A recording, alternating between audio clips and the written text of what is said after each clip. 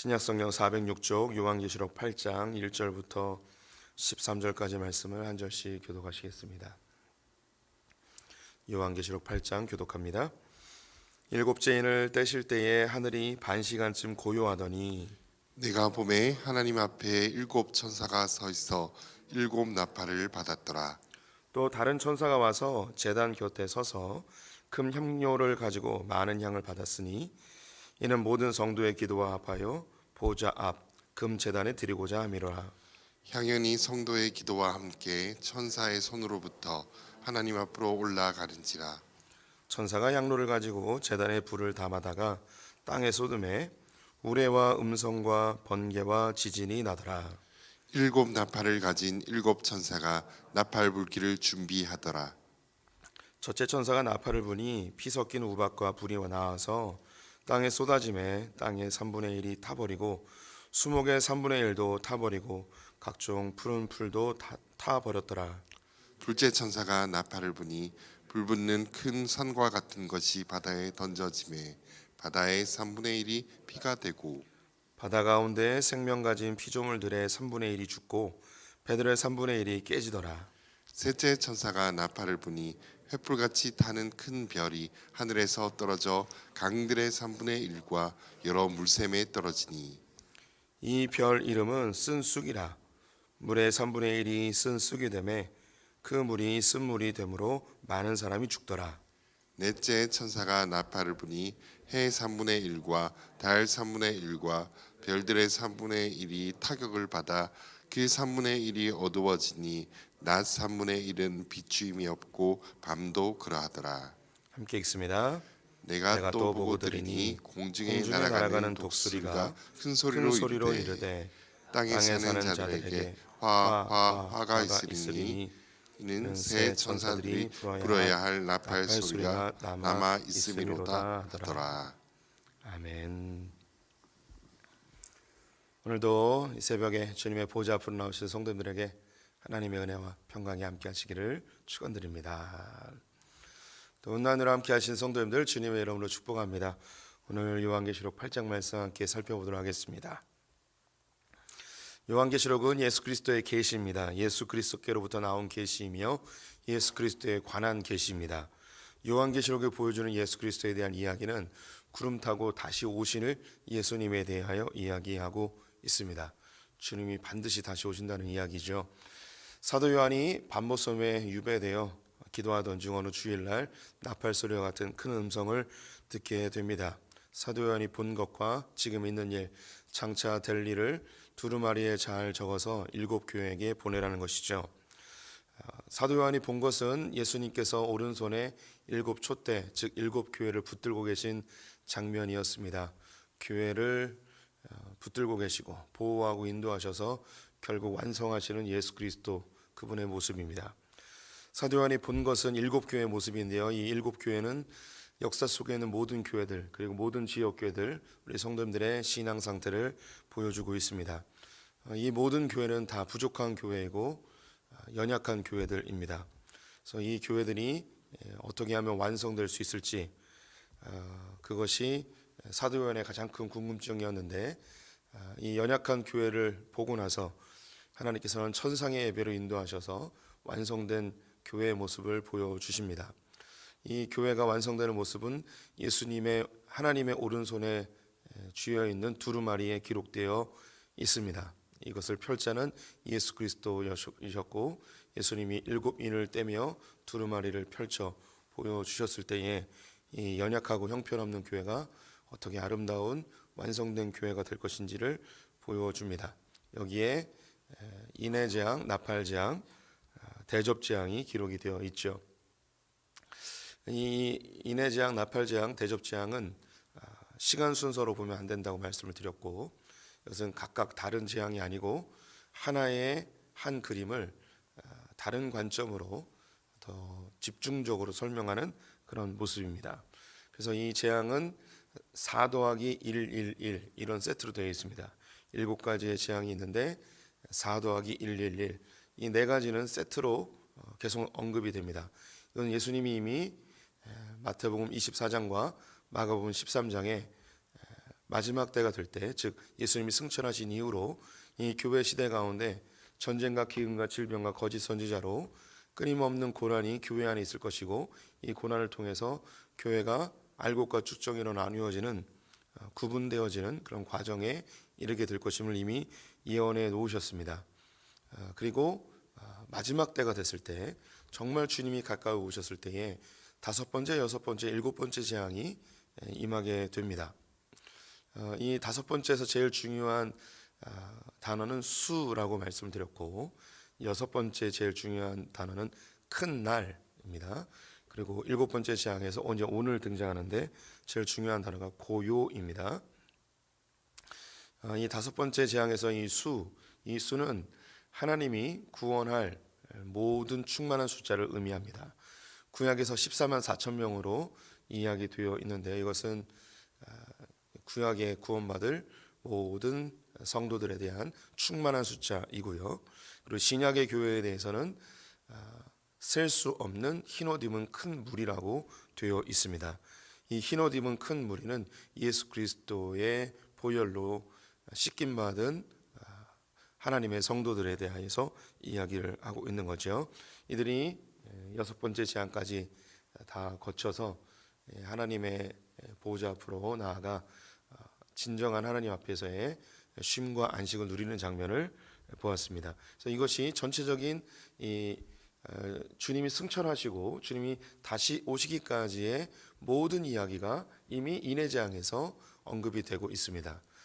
다시 인해재앙을 이야기해 드릴게요. 예수님이 승천하신 이후에 역사 가운데 전쟁, 기근, 질병, 거짓 선지자로 계속해서 고난이 교회 가운데 진행이 됩니다. 이 가운데 알곡과 쭉정이는 계속 걸러지고요. 마지막 주님이 오실 때쯤 되어서 5번째 재앙, 이 5번째 재앙은 이제 9장에서 이제 더 자세하게 언급이 될 거예요. 5번째 재앙의 내용이 무엇인지.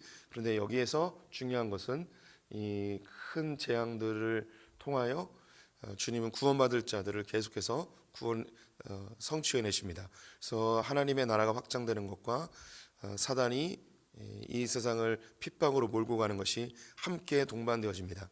14만 4천 명으로 이야기되어지는, 또 흰옷 입은 수많은 성도들로 이야기되어지는 하나님이 구원받을 자들을 계속해서 건져내시고, 그리고 동시에 사단이 이 땅을 시험하는, 이 땅을 괴롭히는 그 시련이 계속해서 가중되어지는 것이 함께 작동됩니다. 그리고 6번째 재앙 큰 날, 즉 아마겟돈 전쟁으로 이야기되는 마지막 주님이 재림하셔서 심판하시는 그날이 이루어졌을 때 7번째 재앙의 고요함으로 전쟁이 딱 끝나고 하나님의 구원받은 백성들이 천국 잔치에 동참하여 주님을 찬송하는 장면, 이것이 이미 인해재앙에서 이미 다 설명이 됩니다. 그럼 나팔재앙과 대접재앙에서는 조금 관점을 달리하여서 더 구체적으로 설명을 하는 것뿐입니다. 나팔재앙에서 중요한 것은 5번째와 6번째고요. 그리고 대접재앙에서는 6번째와 7번째를 아주 자세하게 설명을 하게 됩니다. 오늘 그럼 나팔재앙 일단 4개의 재앙부터 간략하게 보겠습니다. 8장 1절에 보시면 7째 인을 떼실 때에 하늘이 반시간쯤 고요하더니 라고 되어 있습니다. 7번째 재앙에서 제일 중요한 단어가 고요라고 말씀드렸습니다. 반시간쯤이라는 것은 1시간의 절반입니다. 성경에서 1시간 그러면 굉장히 짧은 시간을 의미합니다. 그러면 반시간은 뭐냐? 더 짧은, 아주 속히, 아주 빠르게 이 고요함이 찾아온다는 것입니다. 이 고요함은 요한계시록 18장에 아주 자세하게 나옵니다. 검은고 소리가 멈추고 대장장이 소리가 멈추고 이 세상에 있는 모든 소리들이 멈춰지게 됩니다. 이것은 18장에 갈 때 더 자세하게 설명을 해드리도록 하겠습니다. 그리고 2절에 보면 내가 보매 하나님 앞에 7 천사가 있어 7 나팔을 받았더라. 하나님의 천사들이 이 땅의 재앙들을 주관하고 또 제어하고 있음을 보여주는 장면입니다. 7 나팔이 불리기 전에 3절에 보시면 또 다른 천사가 와서 제단 곁에 서서 금 향료를 가지고 많은 향을 받았으니 이는 모든 성도의 기도와 합하여 보좌 앞 금 제단에 드리고자 함이라. 이 나팔 인해 재앙에서도 네 천사가 나오고 또 다른 천사가 또 등장합니다. 그때 이 다른 천사를 묘사하는 장면 구절들이 있었는데 그냥 성경을 읽는 사람들은 그냥 다른 천사인가 보다라고 생각하겠지만 성경을 쭉 읽어온 사람들은 성경의 내용을 보고 이 다른 천사는 그냥 천사가 아니구나라는 걸 금방 알 수가 있습니다. 오늘 본문에서도 이 다른 천사가 향료를 가지고 4절에 이 향연이 성도의 기도와 함께 천사의 손으로부터 하나님 앞으로 올라가는지라. 이 향료를 가지고 하나님 앞에 드리고 있습니다. 이것은 이제 성전 시대에서 하나님의 보좌 앞으로 향료를 가지고 들어갈 수 있는 존재는 한 사람밖에 없습니다. 대제사장인데요. 성도들의 기도를 가지고 하나님 앞으로 가지고 나아갈 수 있는 중보자 대제사장은 한 사람밖에 없습니다. 한 분밖에 없죠.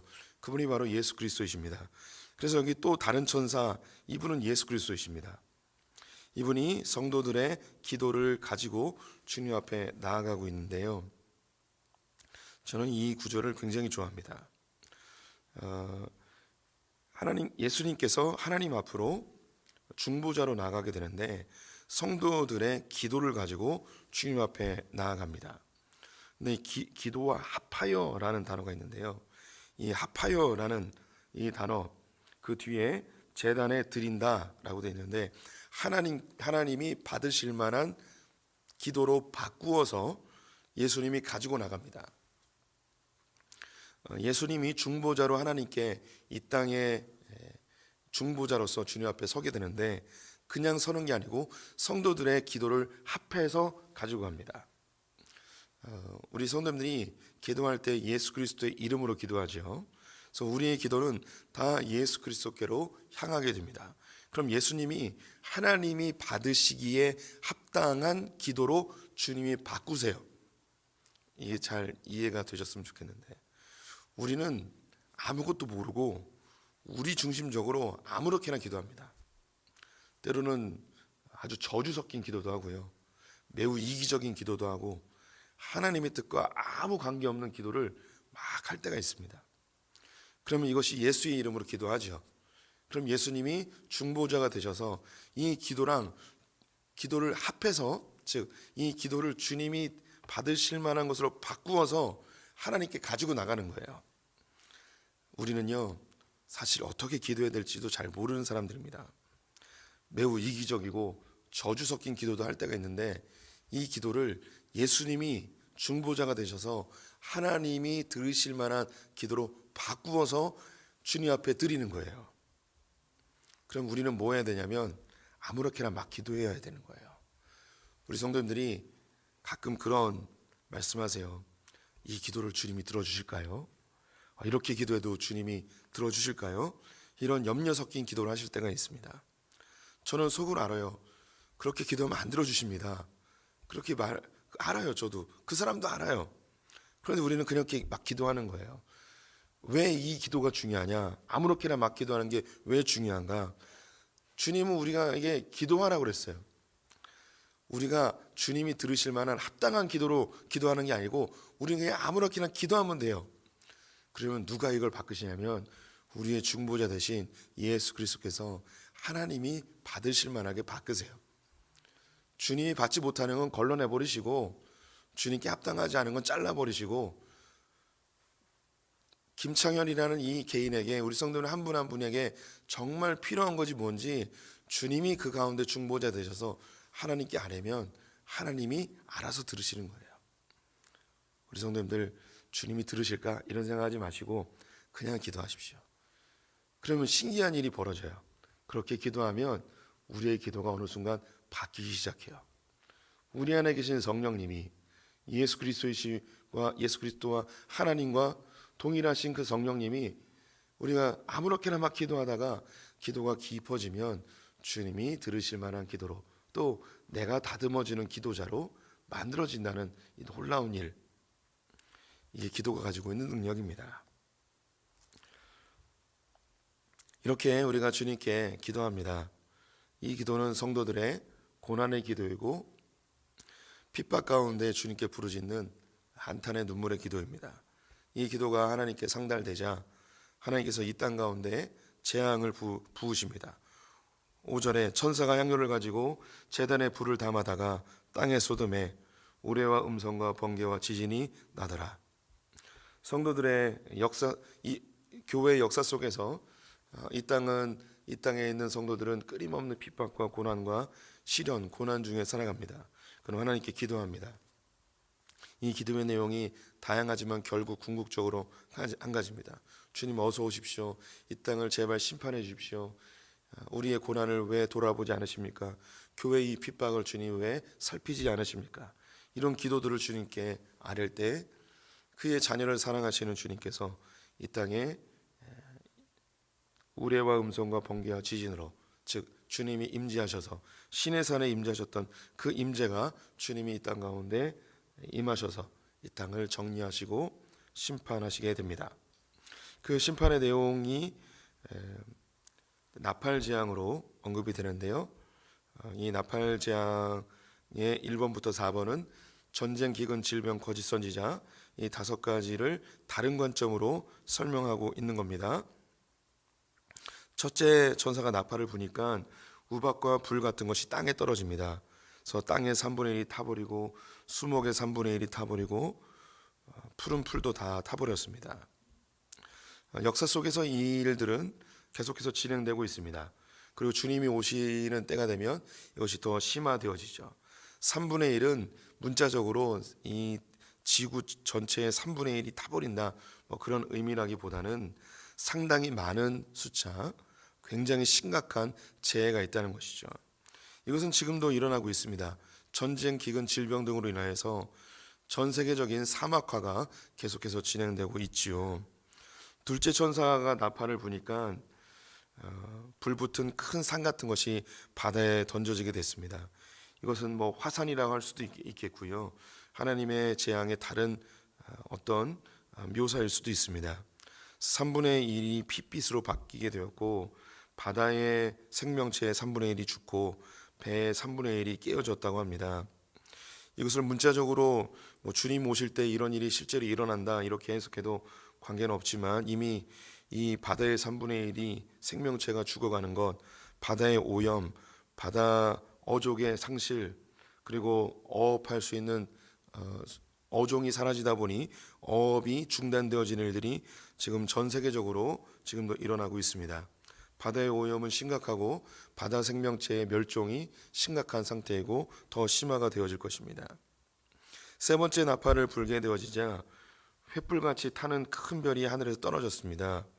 이것은 행성의 충돌 이렇게 문자적으로 보셔도 되지만 이것은 하나님의 구약 속에 계속 반복되는 하나님의 재앙이 임하실 때의 묘사, 단순한 묘사로 보셔도 관계없습니다. 강들로 떨어져서 강의 3분의 1과 물샘의 3분의 1이 쓴물로 바뀌어서 이 물을 마실 수 없게 되고 이 물을 먹는 자들이 죽게 됩니다. 이건 역시 주님이 가까이 올수록 이런 일은 더 심화되어집니다. 이미 전 세계에 3분의 1이 넘는 나라들이 지하수를 먹지 못하고 생수를 사 먹는 일, 꿈도 꾸지 못했던 일들이 일어나고 있고요. 또 저개발 국가들 제3세계는 지하수를 도저히 먹을 수 없는 그런 수질 오염이 가득합니다. 또 많은 나라들이 수인성 질병으로 고통을 당하고 많은 사람들이 이 전염병으로 죽어가고 있지요. 네 번째 천사가 나팔을 불 때에 해의 3분의 1, 달의 3분의 1, 별의 3분의 1이 타격을 입어서 그 빛을 비추지 못하게 됩니다. 이것이 천재의 지변, 기상이변 이런 것으로 이해하면 좋을 듯합니다. 그래서 오존층의 파괴, 그리고 대기 오염의 심각한 현상들, 스모그나 그 외의 각종 대기의 오염들이 이미 우리가 경험하고 있는 바입니다. 이 일들은 지금도 일어나고 있고 과거에도 있었고 이 일은 앞으로 더 심화될 것을 우리가 이미 알고 있습니다. 그래서 이 일이 나중에 흔히 우리가 이야기하는 7년 환란, 그때 일어나는 일이라기보다는 역사 속에서 진행되고 있는 일이고 반복되는 일이고 심화되어지는 일입니다. 이런 일들을 볼 때에 우리 크리스찬들은 그냥 환경이 오염됐구나, 먹을 물이 줄어들구나, 생수를 사 먹어야 되는구나, 단지 이런 것으로만 보지 마시고 이미 성경에 다 기록되어 있는 것을 보니 주님 오실 날이 가까이 오고 이러한 환경의 오염이나 환경의 변화들을 통해서 우리의 신앙을 더 깨어있는 신앙으로 다잡아야 할 것입니다. 우리가 뉴스를 통해서 수많은 사막화, 대기의 오염, 수질 오염, 바다의 오염, 수많은 뉴스들을 보죠. 그런 뉴스를 보면서 당연히 이 땅을 위해서 기도함과 동시에 우리가 주님 말씀대로 이 세상이 되어져 가는구나, 믿음을 더 견고히 붙잡아야겠구나, 그런 영적인 깨어 있음이 우리에게 필요합니다. 성경이 왜 이런 것을 기록하는가? 깨어 있으라고 기록하는 것이죠. 13절 말씀에 내가 또 보고 들으니 공중에 날아가는 독수리가 큰 소리로 이르되 땅에 사는 자들에게 화가 있으리니 이는 새 천사들이 불어야 할 나팔 소리가 남아 있음이로다. 이런 시험은 별거 아니라는 거예요. 독수리는 시체를, 동물의 사체를 뜯어먹는 짐승입니다. 시간이 좀 지났지만 여담으로 인도에 있을 때 시골의 오지에서 사역을 했는데 그들은 힌두교라서 소를 안 먹잖아요. 그런데 인도 사람들이라고 해서 모두가 다 극렬 힌두교 신자들은 아닙니다. 그래서 그들도 이제 고기가 부족하고 먹을 것이 없으니까 가끔 개도 잡아먹고요, 소도 잡아먹습니다. 그래서 소를 잡을 때 도살장이 없고요, 그냥 들판에서 아무도 모르게 소를 잡아요. 그러면 사람들이 입소문으로 고기를 사러 옵니다. 싹 사러 와요. 그러면 제가 정확하게 시간을 재보진 않았는데 한 1시간에서 한 3시간 사이에 이 소가 다 팔려 나가요. 다 사가요. 그러면 이 뼈만 앙상하게 남았습니다. 그 다음에 독수리가 오더라고요. 독수리가 쫙 와가지고 이 뼈 사이에 붙어 있는 그 조그만 살집과 핏줄과 기름들을 다 쪼아 먹더라고요. 그래서 그 다음날 가봤더니 완전히 좀 백골만 남아 있는 상태로, 뜯어 먹을 수 없는 핏줄만 좀 남아 있는 그런 상태로 싹 남아 버렸습니다. 그래서 이 독수리는 재앙의 상징이고 또 죽음의 상징으로 나와 있습니다. 지금까지 있는 4가지의 재앙은 별거 아니라는 거예요. 앞으로 3가지의 재앙이 더 남아 있대요. 그래서 화가 있으리라. 이것은 이제 5번째, 6번째, 7번째 재앙이 앞에 남아 있는데, 이것은 앞으로 주님이 오실 때, 주님이 오시는 그 시점쯤 되었을 때에 교회가 당해야 될, 그리고 이 인류가 겪게 되어질 엄청난 고통에 대해서 경고하고 있습니다. 우리 성도들에게 제가 연장된 종말, 연기된 종말, 종말의 연기, 이런 말들을 종종 합니다. 우리의 당대에 종말이 오게 된다면 그건 너무 고통스러운 일이고, 우리의 자녀 세대, 우리의 손자 세대, 그것은 정말 고통스러운 일입니다. 성경은 그 고통에 대해서 이미 언급을 해주고 있지요. 예수님이 마태복음 24장에 교회가 당해야 될 고난에 대해서 이미 예고하셨는데, 전쟁, 기근, 질병, 거짓 선지자, 이런 것이죠. 이제 난리의 난리, 민족과 민족, 나라와 나라가 전쟁하고 이런 질병과 거짓 선지자들이 출몰할 것을 예언하셨습니다. 여기서 예수님이 뭐라고 그랬냐면, 이런 일이 일어나도 마지막은 아니라고 이야기하셨어요.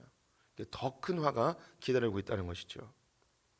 지금 이 세상의 여러 자연재해들과 질병과 전쟁들, 기근들, 이런 것을 볼 때에 주님이 가까이 오셨는가? 아직 아닙니다. 이건 끝이 아니에요. 정말 심각한 그런 재앙들이 기다리고 있습니다. 이것은 역사 속에서 이미 존재했을 수도 있습니다.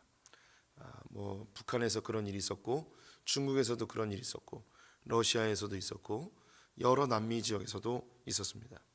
정말 교회들이 당하는 엄청난 핍박들 역사 속에서 존재했는데 그것이 우리 당대에 우리나라에서도 있을 수 있다는 것이죠.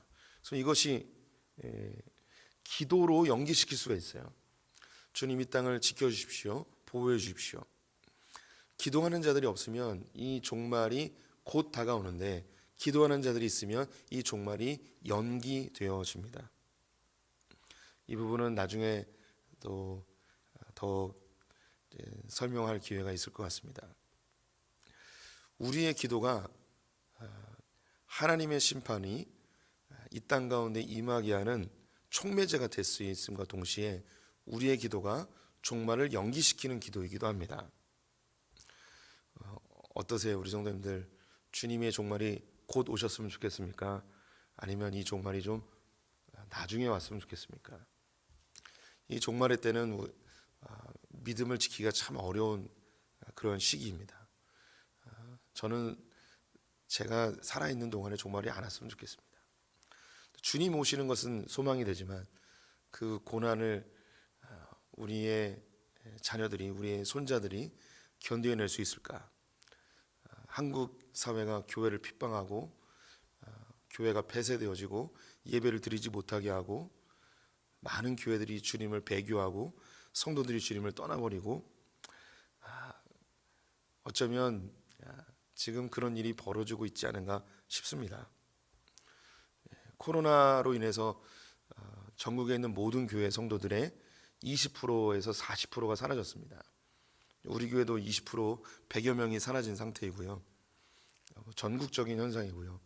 타격이 심한 교회는 40%의 성도들이 사라졌습니다. 단지 전염병 하나로 한국 성도들의 20%가 사라졌습니다. 전염병 하나로. 놀랍지 않습니까? 전염병 하나로 성도들의 20%가 사라졌습니다. 이 전염병보다 조금 더 심한 것이 나타난다면 한국교회는 어떻게 될까요? 그런데 이것은 또한 알곡과 쭉정이가 나뉘어지는 그런 과정이기도 합니다. 이런 일들을 볼 때 우리 성도님들이 주님 앞에 믿음을 더 견고히 하는 그런 다짐이 있어야 됩니다. 그리고 주님 앞에 기도하는 그런 자세가 필요합니다. 주님 어서 오십시오라는 기도와 더불어 주님 우리의 당대 말고 우리가 이 시련의 때에 믿음 잘 지킬 수 있는 그런 사람들 되게 해주십시오라는 기도가 그 극렬한 시련을 벗어나 주님을 만날 수 있는 평안 중에 주님을 만날 수 있는 통로가 또한 되어질 것입니다. 이 성도님들 깨어 있어야 됩니다. 언제 주님 오실지 모릅니다. 그리고 언제 엄청난 핍박이 우리의 시대에 다가올지 모릅니다. 깨어있는 성도들 되시기를 주님의 이름으로 축원드립니다. 기도하겠습니다.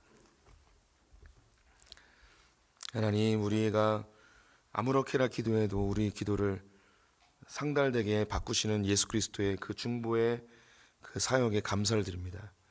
소풍의 성도님들이 잘 기도할 줄 모르고 올바르게 기도할지도 모르지만 기도하는 자들 되게 하여 주시옵소서. 우리의 중보자 되신 예수 그리스도 의지하여 기도하는 성도들 되게 하여 주시옵소서. 하나님, 소문과 소문, 난리와 난리, 민족과 민족이 전쟁하고 가족이 파괴되고 흉흉한 소문이 들려올 때에 더 믿음이 견고하게 깨어있는 우리 한국교회 소풍교회 성도들 되게 하여 주시옵소서.